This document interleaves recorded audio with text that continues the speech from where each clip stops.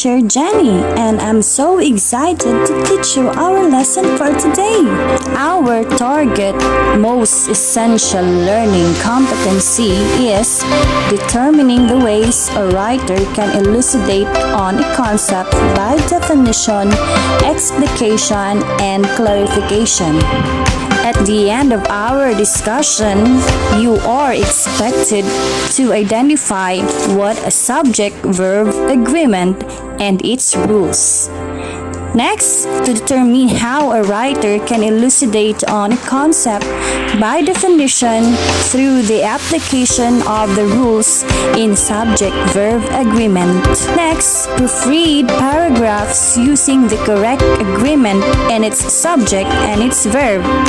And lastly, you will be able to appreciate the essence of grammatically correct sentences. In our lesson in definition, you have learned that it is explaining the concept by answering what does it mean. This makes of an illustrations, examples, and description to clarify the term. A definition can be done in three ways, which are informal definition, formal definition, and extended definition. Now, let's have observing correct grammar in making definitions. How do we make it, and how do these grammars make the definition? Why are they important? I would like to present to you these pictures. I believe that there are things that you probably think misunderstood by many, or whenever this will be presented to others, they may think there are things that are wrong and you are true. You are correct. Look at the picture and read the text written on it. Whom are you? Who? It's going to be confusing, especially if you're a grammar Nazi. Listed grammar? Now, grammar doesn't only speak about words. It is something to do with punctuation, and correct punctuation can save a person's life. Grammar is not a set of rules. It is something inherent in the language, and language cannot exist without it.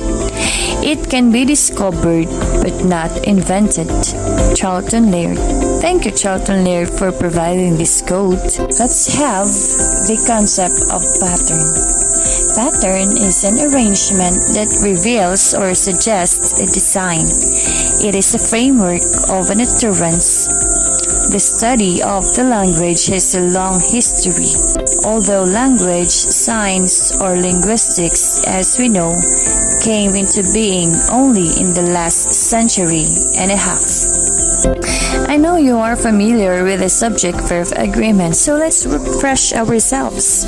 So, when we talk about subject-verb agreement, I know that most of you know this already. The basic idea behind sentence agreement is simple. All parts of your sentence should match or agree to the verb.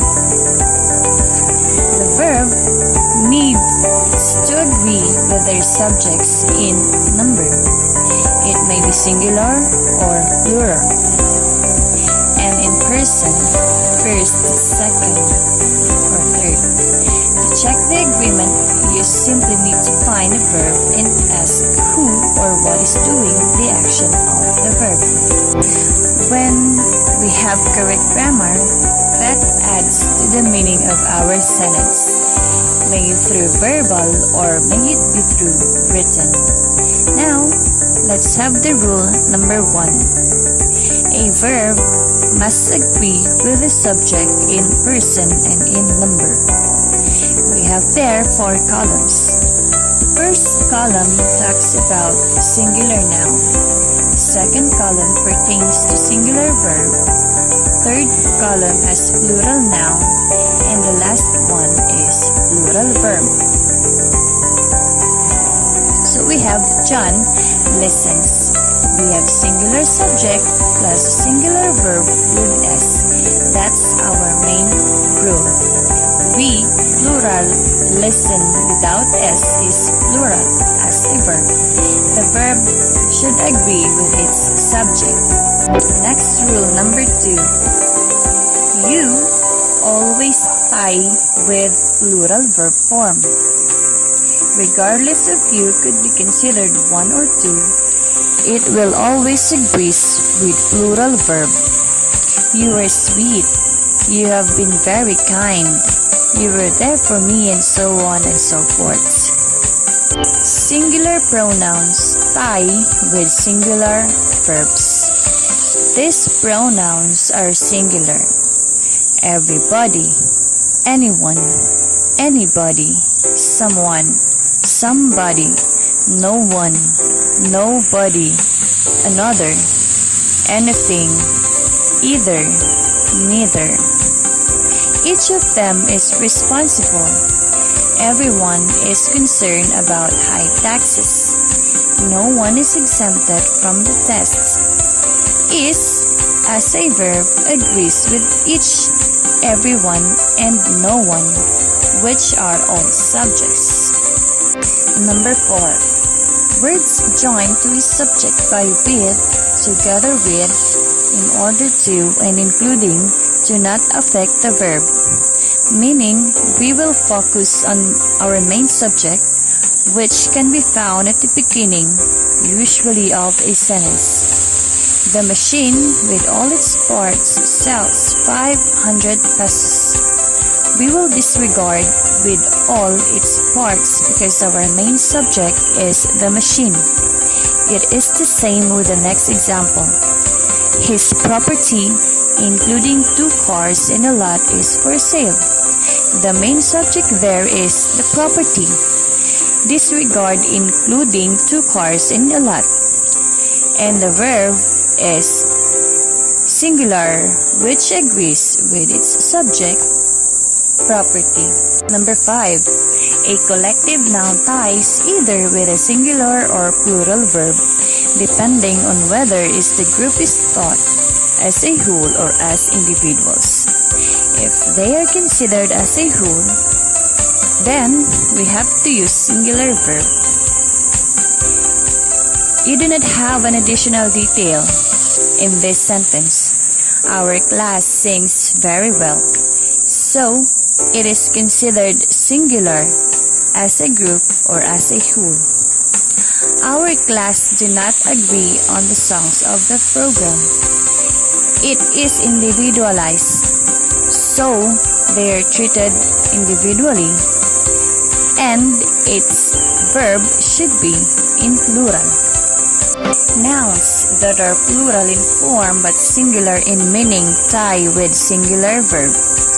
We have a lot of this. Grammatics is fascinating. Measles is something serious. Grammatics is singular.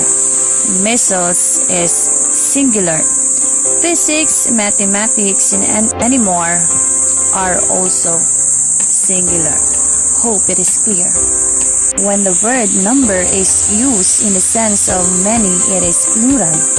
When it refers to arithmetical number, then it is singular. A number of students are waiting outside. It is considered many. A number of students.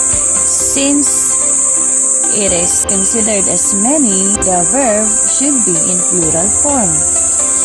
Next, the number of students on waiting list is small. It is arithmetical number. Therefore, we have to use singular verb and take note of that. Now let's proceed to our activity. Let's apply. Underline the right form of the verb from those in the parentheses. Again, make sure that both the verb and the subject agree with each other. For your assignment, write an anecdote about the most interesting event happened in your life. Observe the rules in subject-verb agreement. Be guided with the following criteria. 1. Focus. 2. Content and development. 3. Organization. 4. Style and voice. 5. Convention. Again, you will be able to make right definitions or correct definitions if we have a good grammar. because grammar matters in both written and oral. In order for us to make definitions or to create meaning to our sentences. Do you have any question? If none, then let's end our lesson for today. Thank you and stay safe.